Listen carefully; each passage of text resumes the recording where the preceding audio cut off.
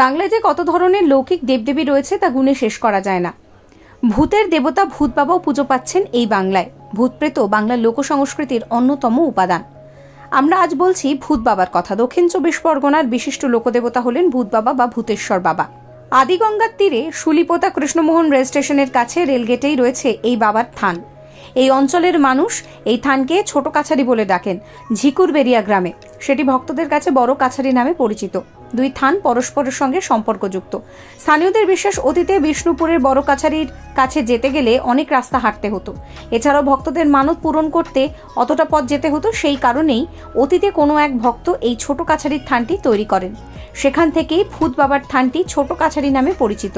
আদিতে এখানে কোনো মূর্তি বা দেবতার মূর্তি ছিল না। এখন ভূত বাবার যে মূর্তি রয়েছে তা মর্মর মূর্তি।